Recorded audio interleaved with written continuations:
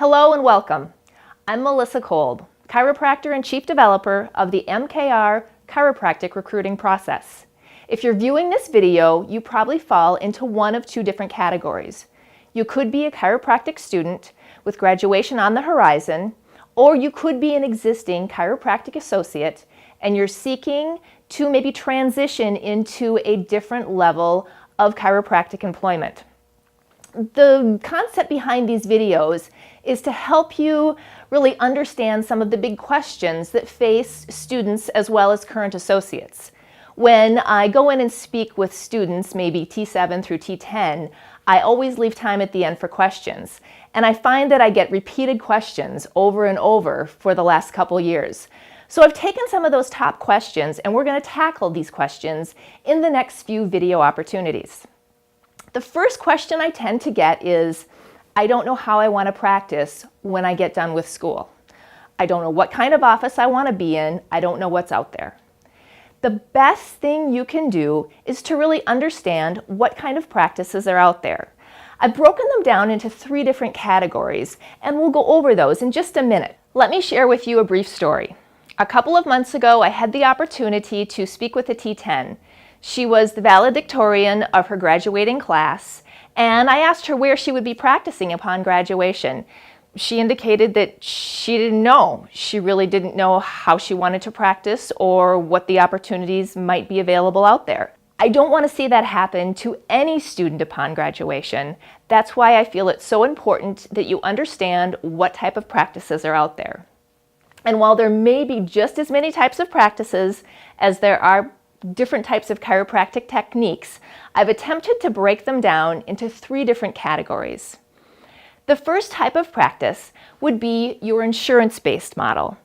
This tends to be a symptom or injury type focused practice, usually using functional outcomes and built on forms that the patient would fill out to measure their progress. There's generally a treatment plan, but those parameters will tend to be set by the health plan that the patient is insured by. Care plans tend to be very short.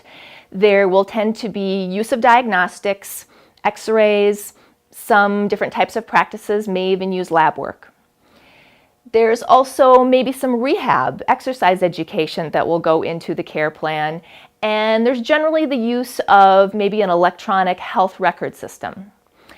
That is the insurance-based practice, and practice members will tend to be in the practice for a very short time frame.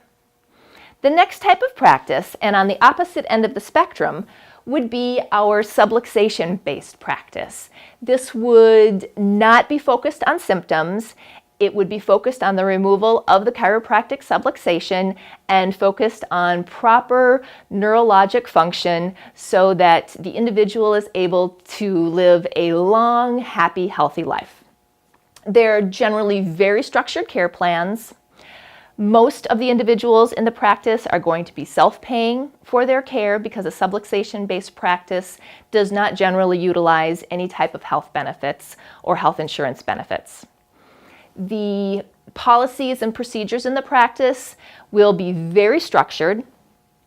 You'll have sometimes open adjusting rooms or maybe even cubicle type adjusting rooms where the walls would maybe be shoulder height.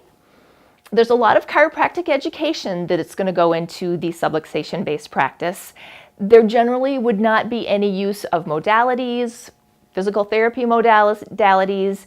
There generally isn't nutrition or any type of exercise education or rehab that would go into this practice either. The third and final type of practice that we're going to talk about today is what has come to be known as the hybrid or the wellness-based practice. And this would be a practice that will maybe utilize some insurance benefits for the acute care portion of an individual's care plan. There tends to be a high level of chiropractic education as that individual is slowly moved to an asymptomatic or wellness-based type of care. At that point, they would be self-paying for their care. Generally, very well processed and procedured practice. They're very structured care plans, And there may also be use of diagnostics in this practice, X-ray, they might use an Insight substation, nerve scan type of system. There also tends to be quite a bit of lifestyle education.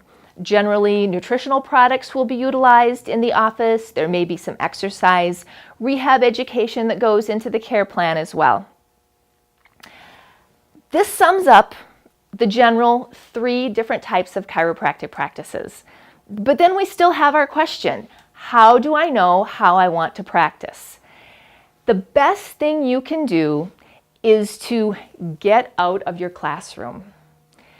Visit with doctors that own their own practices and spend time in these 3 different types of areas.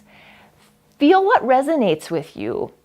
Talk to their practice members, see how they practice, spend time with the doctor, visit with their front desk staff. You may find that what you think you want to do and what actually feels good for you is completely on the opposite side of the spectrum.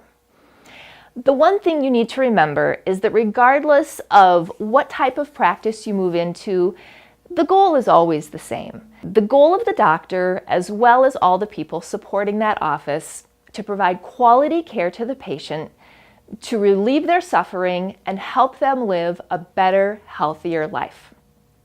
I so much appreciate you tuning in for this short video. Next time, we're going to tackle the second question I get, and that is going to be, now that I know what kind of practice I want to be in, am I going to associate or do I want to be a private contractor? Tune in next time, and until then, blessings for a wonderful day.